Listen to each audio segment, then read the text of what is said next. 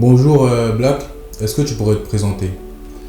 Salut, moi c'est Black, j'ai 23 ans. Je suis directeur et rappeur au sein du label House of Emotion. Bon Ace, on te retrouve. Yes. Est-ce que tu pourrais te présenter s'il te plaît? Yes, moi c'est Ace avec un point, chanteur, signé chez House of Emotion. Je suis directeur communication et relations du label. TKYO, C'est moi. est-ce que tu peux te présenter s'il te plaît? Alors moi je m'appelle Tekayor, j'ai 23 ans, je suis un artiste signé chez House of Emotion et je suis aussi directeur artistique et conseiller en management pour artistes. Est-ce que tu peux nous parler un petit peu du label, de son but et sa création? House of Emotion, c'est une idée qui est née en 2017, qui vient de Tidjane. Il avait remarqué qu'il y avait beaucoup de jeunes personnes qui avaient du talent autour de lui, dans n'importe quel domaine, que ce soit la musique, la danse, la vidéo. Et ces personnes-là n'ont pas forcément le courage en fait, de se montrer. Il y a assez de timidité. Et en fait, sa vision, c'était de les mettre en valeur, en fait, de les accompagner. Donc en 4 ans, on a peaufiné l'idée. On a eu plusieurs noms, on a eu plusieurs types de structures. Et là, vraiment, depuis le mois de janvier, en fait, on est un label à part entière, indépendant, qui est capable de produire des artistes. Est-ce que tu peux nous parler du label s'il te plaît? Yes, c'est une idée de TK. Il a eu cette idée parce qu'il voyait autour de lui qu'il y avait plein de gens qui avaient plein de talent en fait et qui n'osaient pas se lancer, qui étaient timides. Moi, j'étais dans ce cas-là en fait. Et voilà, il veut promouvoir des jeunes artistes pour qu'ils se lancent en fait, tout simplement. Et ça, c'est l'idée originelle de TK. Et de fil en aiguille, c'était un groupe WhatsApp. On est passé en tant qu'association et aujourd'hui, on est vraiment une entreprise qui se lance en fait dans le monde de la musique, tout simplement. Est-ce que tu peux nous parler un petit peu du label, comment ça a commencé? On m'a dit que c'était toi le précurseur. Un petit peu, parce qu'en fait, moi, on va dire en gros, j'ai été le premier à me lancer dans la musique, vraiment à sortir un single dans mon univers, on va dire ça, parce qu'en fait, j'avais plutôt une casquette d'athlète. Du coup, les gens m'ont dit, mais qu'est-ce qu'il fait dans la musique? En fait, tu peux pas avoir les deux en général. Et je pense que ça a un petit peu poussé les gens aussi à sortir leur côté artistique. Et du coup, c'est comme ça que j'ai commencé à avoir pas mal de relations, pas mal de personnes qui venaient me solliciter, dont un beau gosse qui s'appelle Black, voilà, qui au début faisait des prods et tout. Du coup, on a commencé à parler comme ça. Et au final, on a commencé à être un peu plus sérieux et à parler de la création d'un label pour pouvoir promouvoir les jeunes artistes. Et voilà, on va dire que c'est comme ça. Voilà. Toi personnellement, qu'est-ce qui t'a poussé à commencer la musique? Alors la musique, moi, c'est une histoire qui date quand même d'un petit moment, c'est 2013. J'étais beatmaker au départ et j'ai vraiment commencé à écrire en 2017. C'était une période en fait pour moi où j'étais j'étais pas très bien. J'ai commencé à écrire des rimes en fait comme ça et mes premiers textes ont apparu. Et ça s'est couplé en fait avec l'idée de l'appel de Tidjane et en fait ça s'est fait automatiquement après. Moi, j'ai commencé la musique 5e, 4e, 12, 13 ans, en fait, comme beaucoup en fait. Je me rappelle, c'était au collège. Je kickais avec mes potes dans la cour de récré. On avait un atelier rap aussi au collège. Mais moi, personnellement, j'ai toujours eu ce besoin d'expression artistique. Depuis tout petit, je dessine. J'aime danser aussi, j'aime ma vidéo. Tout ce qui est expression artistique, ça me parle. Donc, tôt ou tard, c'est obligé que je me lance dans la musique. Du coup, comment t'as commencé la musique? Voilà, je vais être un peu bref, hein. J'ai commencé la musique assez jeune. Voilà, j'ai mis du temps à me lancer, on va dire ça comme ça. Hein. J'étais pas forcément sûr, du coup j'ai accumulé des bagages, on va dire ça comme ça. Et j'ai attendu le moment pour être prêt, et je suis prêt. Et voilà, on va essayer d'aller de l'avant et de faire du mieux qu'on peut, voilà, on va dire ça comme ça. Est-ce que tu peux nous parler de ton style musical et de tes influences? Alors moi j'ai un style musical assez orienté trap. Trap et aussi un bon côté afro qui sont nés parce que j'ai écouté...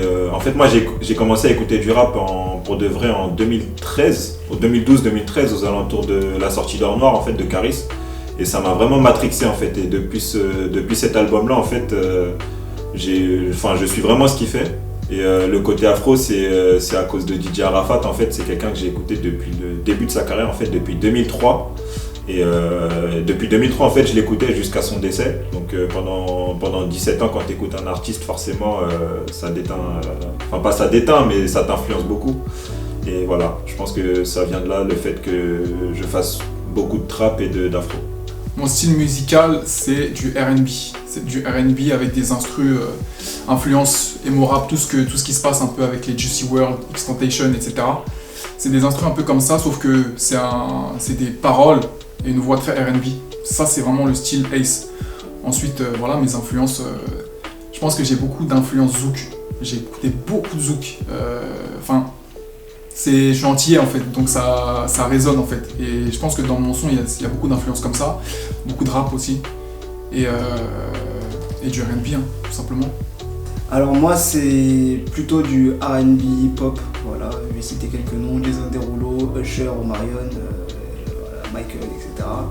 Mais je peux faire tous les styles électro, bon rap, mais vas-y, ça c'est secret. Et c'est plutôt du R&B, je préfère rester dans mon confort R&B pop. Avec mon timbre de voix, je trouve que ça passe vachement mieux. Et voilà, c'est à peu près tout. Est-ce que tu peux nous parler de ton processus d'écriture, c'est-à-dire la façon dont tu écris tes textes? Moi, j'écris souvent en fait avec une prod. J'ai besoin d'une prod en fait pour me guider. Parce qu'en général, c'est les prods qui transmettent des moods en fait. Il y a des prods plus ouvertes, il y a des prods plus sombres. Et c'est vraiment avec ça que je me base. Après, il y a quelques fois où j'ai des idées que je note dans un petit bloc-notes. Mais sinon, j'ai vraiment besoin d'une prod en fait pour écrire. Et après, en général, je le fais soit dans mon lit, soit dans ma voiture. J'aime bien être isolé pour écrire. Quand moi j'écris mes textes, je m'isole, je prends une prod et quand elle me parle, je chante dessus. Je top line, comme on dit. Donc je fais un yaourt, je dis des choses qui veulent pas dire grand chose. Ce qui m'importe en fait, c'est la mélodie. Et quand j'ai une bonne mélodie, quand je visualise le son avec refrain, etc., là je commence à écrire sur les mélodies que j'ai déjà top linées en fait. Et là après, voilà, là je crée mon son en fait. Est-ce que tu peux nous parler de ton style et de ta manière d'écrire? Alors, moi faut savoir que je suis super lent. J'ai des mélodies dans la tête, mais en fait comme je suis super exigeant, je me dis mais qu'est-ce que tu racontes en fait, la musique ça va pas passer. Du coup je me dis à chaque fois j'écris, hein, franchement j'écris. Mais je me dis mais qu'est-ce que t'écris en fait, ça marche. En fait je crois que je me compare trop aux autres artistes et du coup je me dis que moi c'est de la D.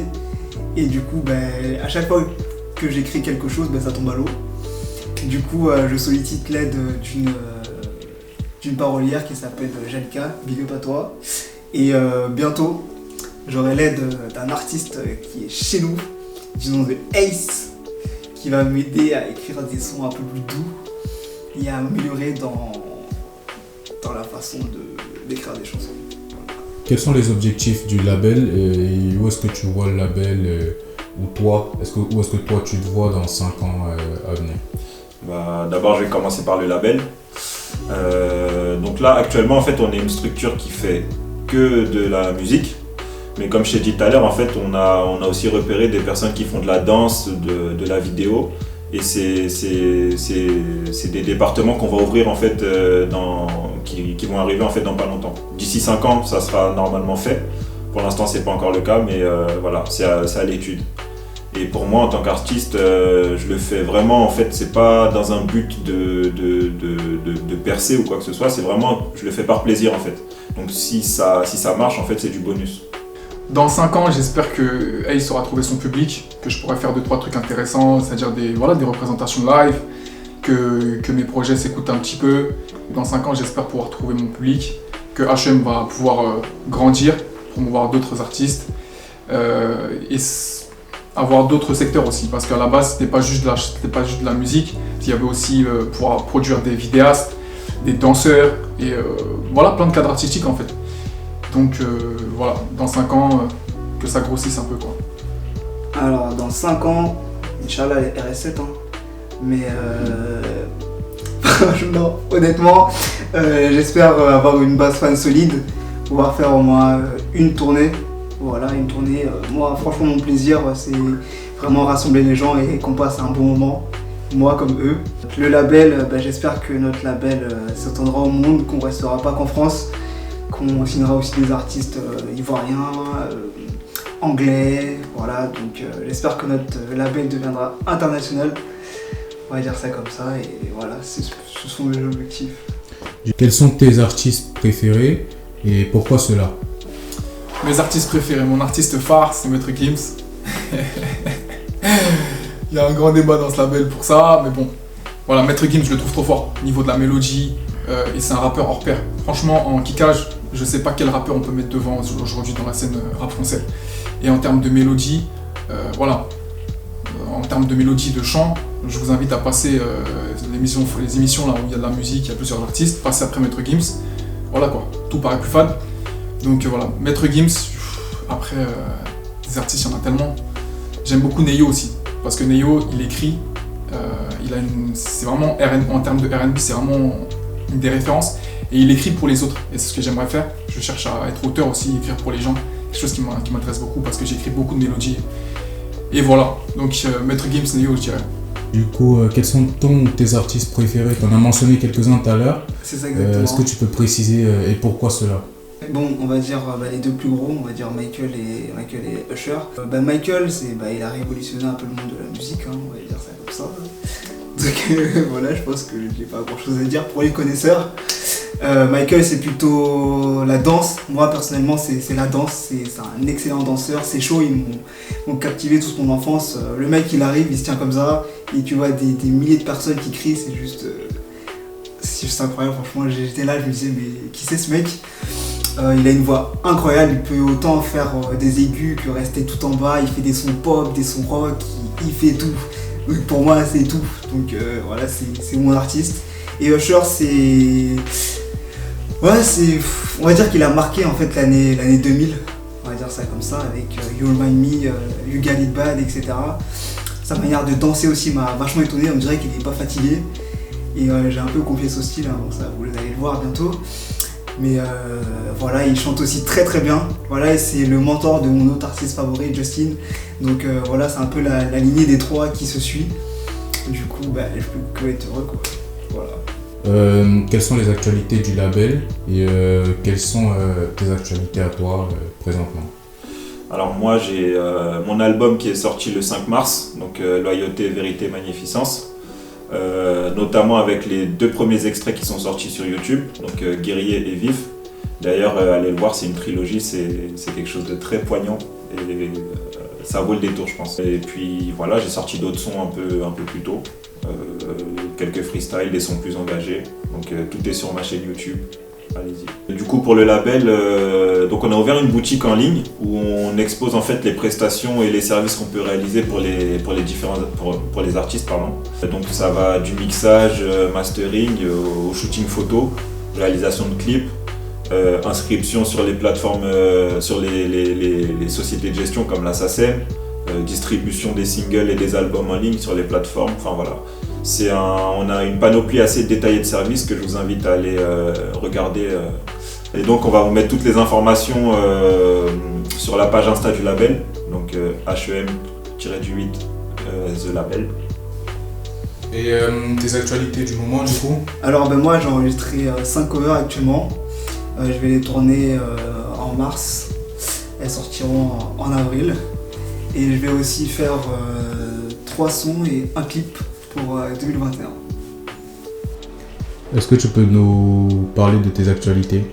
Mes actualités, alors pour Ace, j'ai un clip qui est disponible sur YouTube et les plateformes de téléchargement qui s'appelle Doucement. Donc voilà, allez streamer, dites-moi ce que vous en pensez.